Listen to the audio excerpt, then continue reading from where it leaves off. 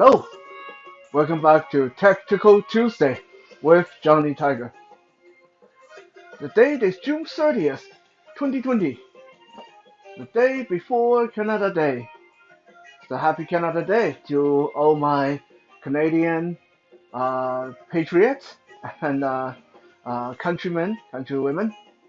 Hope you guys have fun tomorrow, and please remember to stay safe.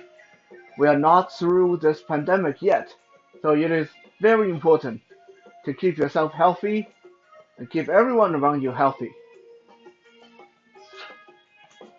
So today we're going to talk about the vocalization that you hear martial artists make and what it is all about.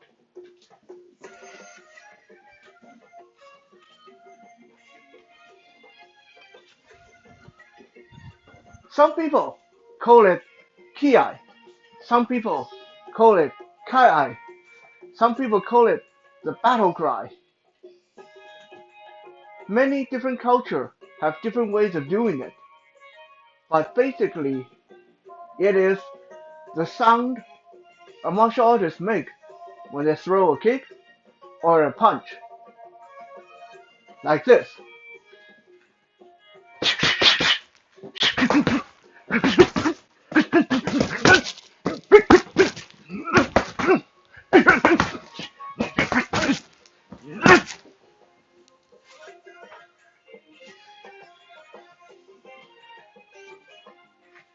Right there, I give you three distinct different kind of vocalization, and there's a lot of them.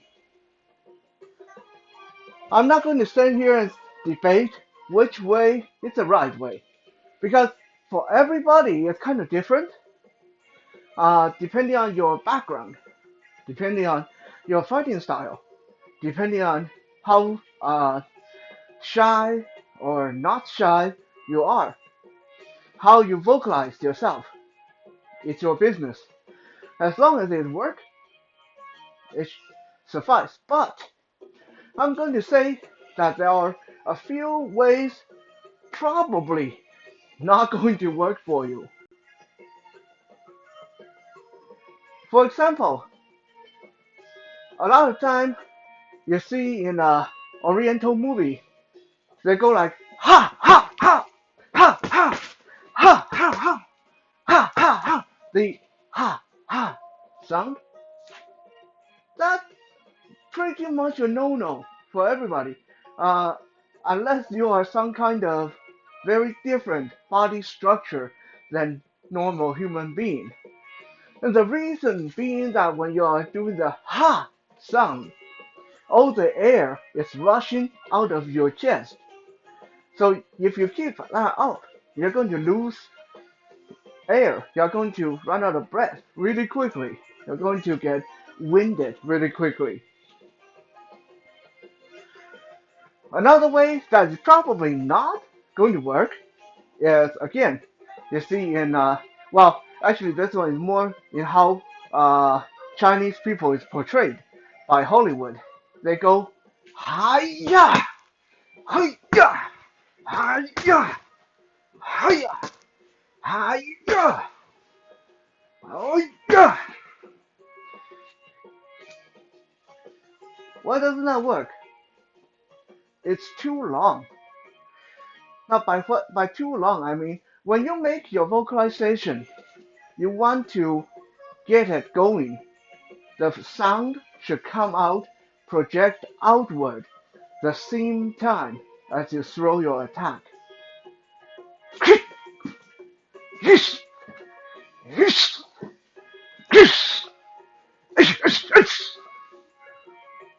Now, if your war cry is hi ya, when are you going to throw that punch? Do you throw it on the high, or do you throw it on the ya?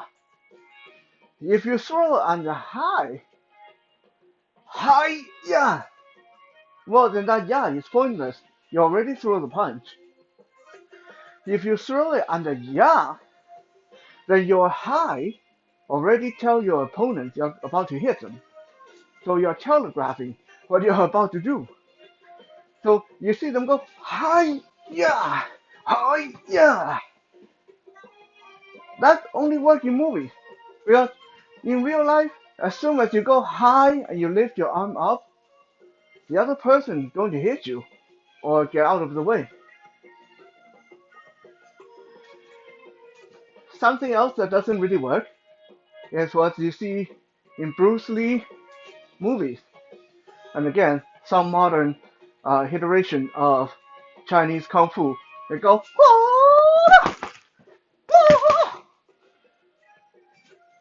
yeah, no. It's silly. It doesn't accomplish anything. All it does is draw attention. Uh, it, it's a vocalization that doesn't really do what it's supposed to do. So what do these war cries do? What are they really for? There are a few purposes, and I'm going to tell you guys about them.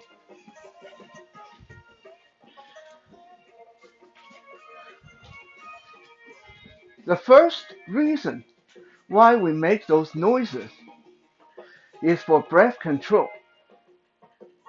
This is why it's important to pick what's comfortable for you, what's going to work for you. Because when I throw a punch, if I hold my breath, I start gasping for air, right? So, doing the same thing, if I throw my punch and then I remember to breathe, and how I remember to breathe is to make noise that reminds myself to breathe.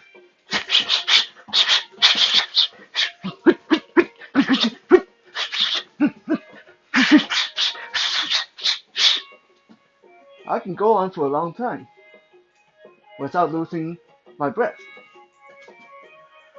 So that is the primary purpose of the kai, the battle cry, the war cry.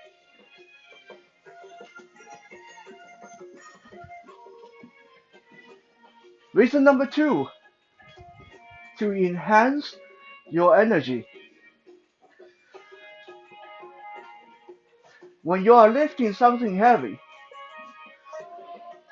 most of the time, you're going to make a sound. Huh? Most of the time, picking up a ball like this, a heavy medicine ball. I mean, I can do it without making a sound, but it definitely feels a lot better if when I pick it up, I go.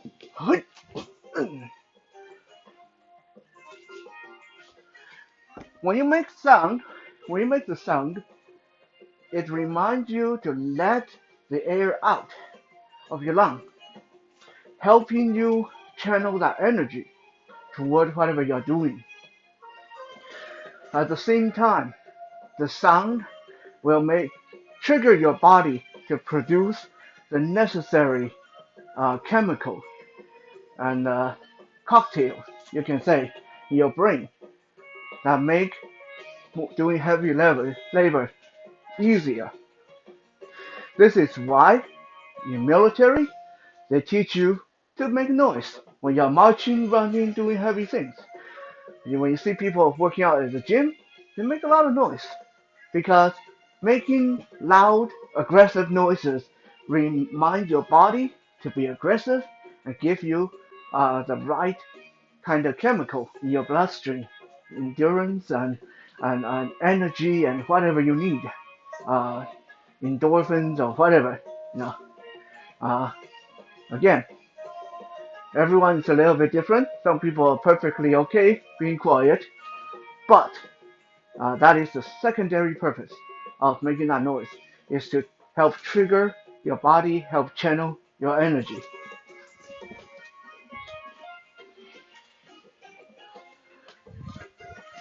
Number three, pain reduction. I remember reading this somewhere that in the old days, when Native American warriors catch each other. They would torture each other. And while they were being tortured, these warriors would scream at the top of their lungs. They didn't see that as being cowardly. They saw the screaming as a way of embracing and dampening the pain they were experiencing. Apparently, if you scream loud enough, you wouldn't even feel the pain as much.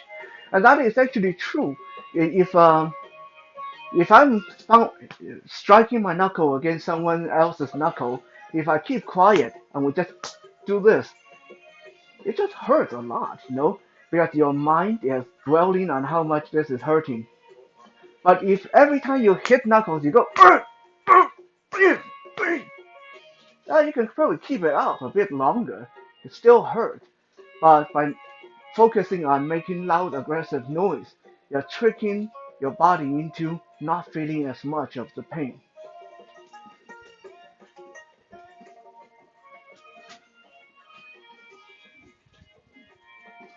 Number 4, psychological intimidation. If you're being surrounded by a group of attackers and you are already at a disadvantage and you start fighting them and you're all quiet and stuff,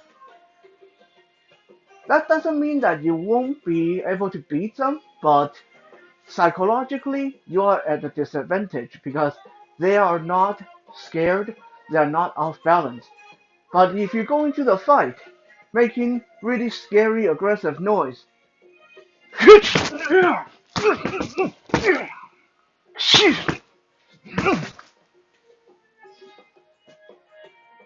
it makes a big difference.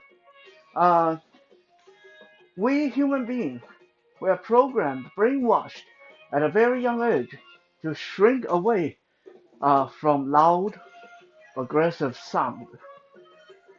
So, by channeling your energy out in a loud, aggressive sound, you will put yourself in a bit of an advantage as far as psychology goes.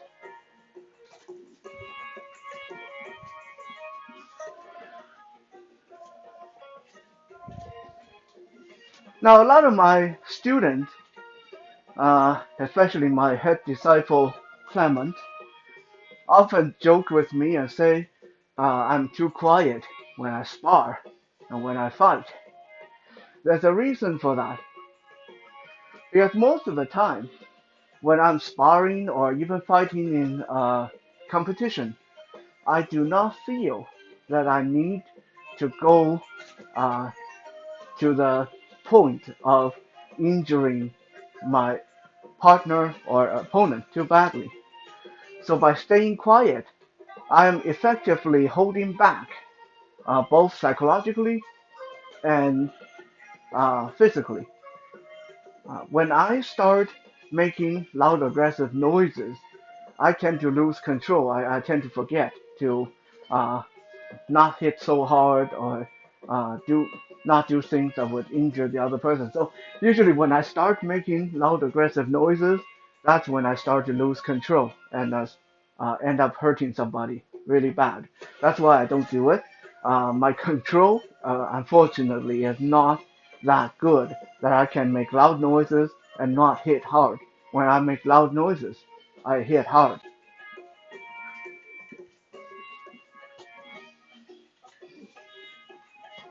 Now let's look at the primary two types of vocalization. In most Western martial art, such as boxing and MMA and kickboxing, you hear people go hiss, hiss. They make a hissing sound.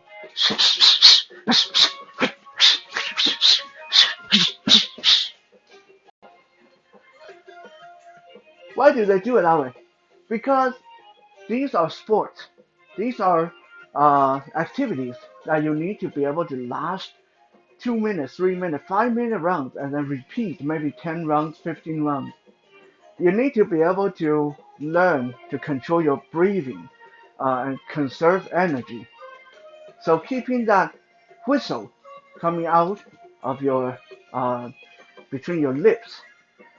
It will help you control that. It will help you control your breathing. Also, when you're fighting with mouth guard in your mouth, it's much more dignified to go shh, shh, shh, than go arr, arr. You're going to sound like kind of an idiot, with the mouth guard in there, and you try to make a loud, aggressive noise.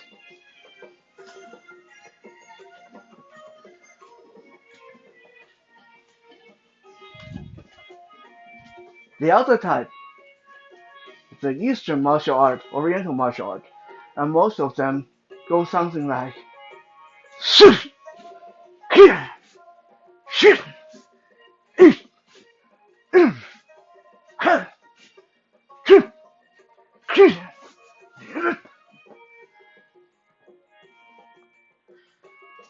that is because they do it that way because a lot of these Eastern martial arts were not made to be sports. They were made partly to be really showy, to be very intimidating, and also to be able to deliver maximum power in their strike when they connect, such as in the case of Shotokan karate. So they don't have the need to keep this up for 2 or 3 or 5 minutes and for 15 rounds. They go in, they make enough loud noise and hit really hard, and usually the fight can be over within 30 seconds. As soon as one person lands a good solid hit, it's done.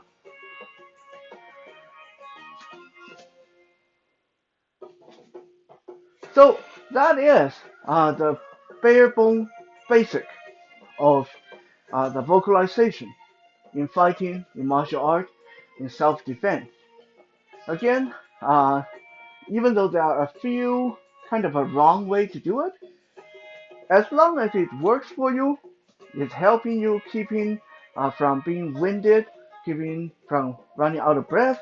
It's helping you develop your power, your energy. It's helping you block out pain. Well, it doesn't matter what kind of strange noise you make. Your noise is yours, and do it however it works for you. Thank you for checking out today's Tactical Tuesday. Happy Canada Day tomorrow, and hopefully I'll have time to do a Wisdom Wednesday. For now, have a good night, and bye bye.